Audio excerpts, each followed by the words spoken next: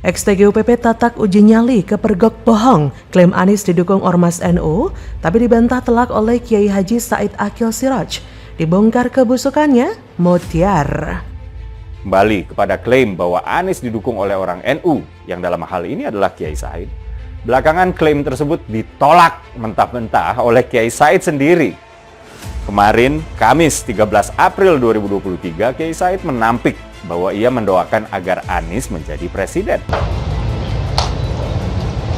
Jadi soal kampanye, tidak boleh Bang, tidak boleh melakukan kampanye. Orang-orangnya boleh, orang-orang silakan kalau ada yang ini pakai sebagai salah satu calon presiden kuat 2024 ke dalam sebuah pesantren tidak bisa dimaknai secara biasa. Apalagi kita tahu PWNU Jawa Timur adalah kandang dan basis NU, organisasi terbesar se-Indonesia, bahkan sedunia dalam konteks jamaah umat Islam. Ya. Jadi ada 48% orang Indonesia yang merasa dekat dengan NU. NU menjadi kekuatan elektoral yang luar biasa. Pada 22 Maret 2023 yang lalu, loyalis Anies yang pernah menjabat sebagai anggota TGUPP atau Tim Gubernur untuk Percepatan Pembangunan DKI Jakarta, Tatak Ujiyati, mencuitkan sebuah klaim yang bunyinya orang NU pendukung Anies, sembari mengutip sebuah cuitan dari akun yang bernama @formasnu. Cuitan dari akun tersebut berbunyi, "Kami tak ragu lagi ketika Kiai Said sudah menggaransi kalau Anies adalah seorang nasionalis yang amat taat beragama. Yuk kita doakan kedua pemimpin kita. Allah berikan panjang umur dan keberkahan dalam memimpin umat dan memimpin Indonesia." Pada cuitan tersebut ada meme bergambar Pak Anies dan Kiai Said sedang berjalan. Dalam meme tersebut terdapat kutipan, "Saya mengenal secara dekat, Anies itu nasionalis dan agamais. Gak perlu diragukan kakeknya kan pahlawan nasional."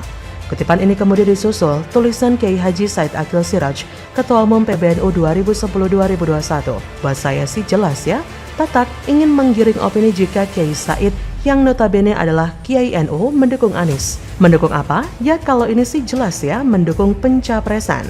Saya rasa ini kan disebut cara komunikasi dark whistling. Albertson dalam karyanya yang berjudul Dark Whistle Politics, Multifocal Communication and Religion Appeal, mengatakan bahwa dalam politik, dog whistle atau peluit anjing adalah penggunaan bahasa kode atau sugestif dalam pesan politik untuk mendapat dukungan dari kelompok tertentu tanpa memprovokasi kelompok oposisi.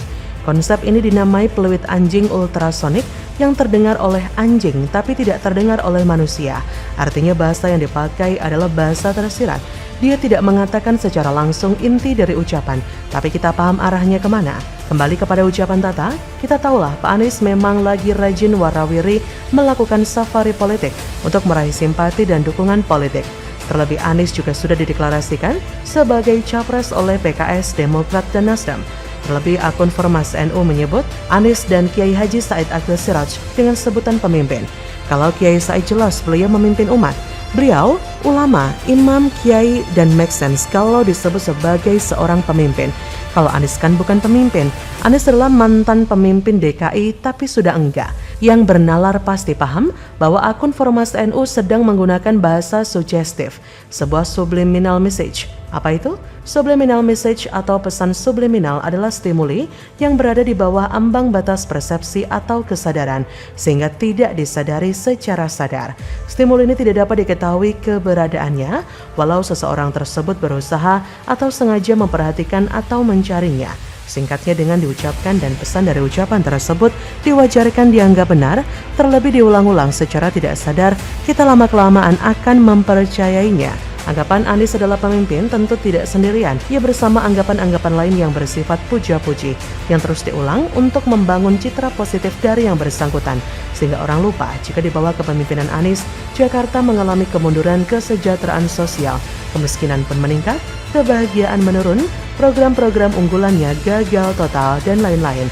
Tapi klaim jika Anies didukung oleh Ormas NU, tapi klaim bahwa Anies didukung oleh NU, yang dalam hal ini adalah petingginya yaitu Kiai Said. Belakangan klaim tersebut ternyata ditolak mentah-mentah oleh Kiai Said sendiri. Pada Kamis 13 April, Kiai Said menampik jika ia mendoakan agar Anies menjadi presiden. Seperti dikutip dari CNN Indonesia, ketika ditanya apakah mendoakan Anies menjadi presiden, Kiai Said pun membantah dengan bilang, "Enggak, Enggak sampai ke situ.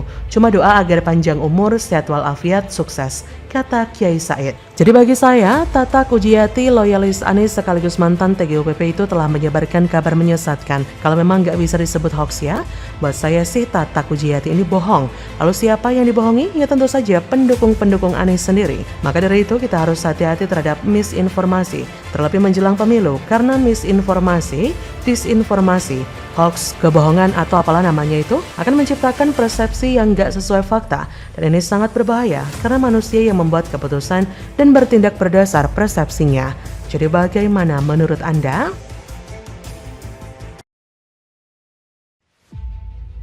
Gak terima dituding curi start kampanye di tempat ibadah, Anies malah nantang, itu hak saya. Gila bener, arogan sekali merasa paling benar.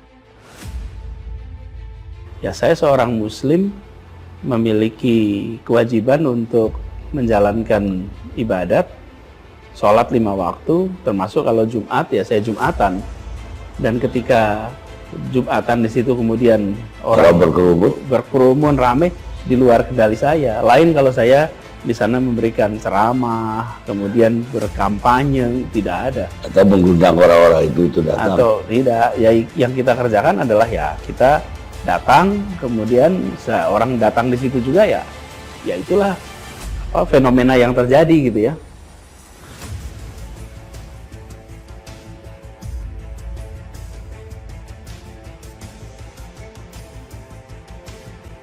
Pertama, saya menduga kuat telah terjadi mobilisasi massa yang terorganisir dalam peristiwa ini.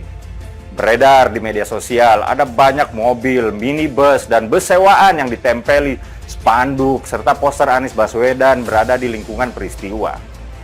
Kejadian ini seperti hanya mengulangi kejadian yang pernah terjadi di Pilkada DKI Jakarta tahun 2016 sampai tahun 2017, bagaimana pendukung Anies Baswedan menjadikan masjid sebagai panggung politik, sebagai kampanye politik, sebagai panggung untuk menyerang lawan politik Anies Baswedan.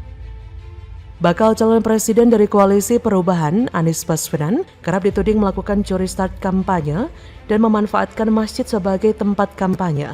Terlihat dari banyaknya masyarakat yang berkumpul di setiap kali dirinya datang ke sebuah masjid. Mengenai hal itu, Anies menegaskan sebagai seorang muslim mempunyai kewajiban untuk beribadah sholat 5 waktu yang dilakukan di masjid, termasuk dalam kunjungannya ke sejumlah daerah. Hal itu disampaikan Anies dalam kanal YouTube Karni Ilyas Club, dilansir pada Senin 10 April. Mengenai soal kerumunan masyarakat yang terjadi di tempat ibadah, dalam hal ini masjid, Anies ngeles hal itu di luar kendalinya. Ia mengaku tidak pernah mengerahkan massa hadir di masjid untuk mendengarkan dirinya berkampanye secara khusus. Alah, masa sih? Kok kelihatan banyak banget bus-bus Garda Nasdem atau bus-bus dari para relawannya? Nah, terkait kunjungannya ke sejumlah daerah pun Anies mengungkapkan bahwa dirinya mempunyai hak untuk bertemu dan menyapa masyarakat di mana saja.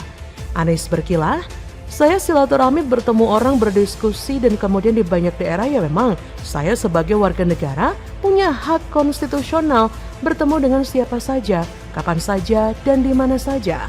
Itu adalah hak saya, apapun status saya. Saya dinominasikan atau tidak ya boleh-boleh saja, kata Anies. Aduh, emang pinter banget ya nih Capres tata kata. Ngelesnya emang juara. Semua yang salah dan keliru bisa ia giring ke posisi seolah-olah benar. Tapi masyarakat sekarang kan sudah cerdas, sudah bisa memilih dan menilai mana Capres yang kompeten dan tidak. Ya contohnya seperti peristiwa emak-emak ngamuk saat Anies melakukan sholat Jumat di Surabaya kemarin. Menurut jubir Partai PSI, Dedek Prayudi, kunjungan sholat Jumat ex-Gubernur DKI Jakarta Anies begitu terorganisir hingga mengganggu aktivitas jemaah lain.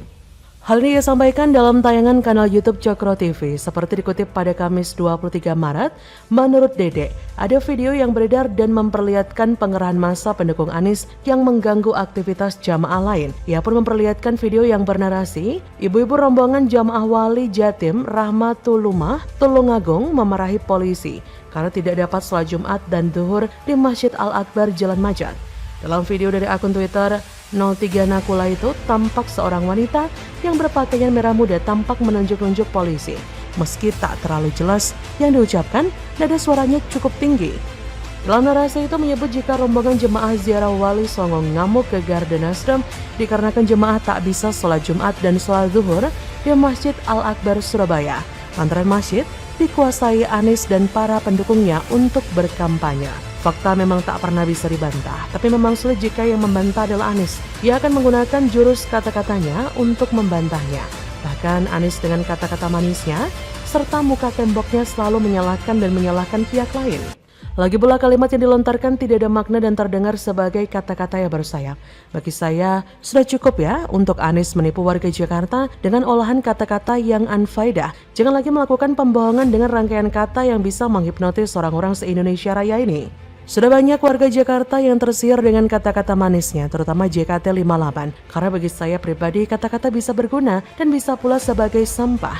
Anies telah membuktikan jika kata-kata yang terucap di mulutnya tidak bermakna dan hanya sebatas sampah yang harus dibuang di tempatnya. Sadarlah Nis, ente itu bukan pujangga tapi mantan gubernur yang harus menerima resiko ditolak warga. Jangan memaksakan diri untuk meraih kekuasaan lagi. Apalagi sok banget merasa paling benar. Bagaimana menurut Anda?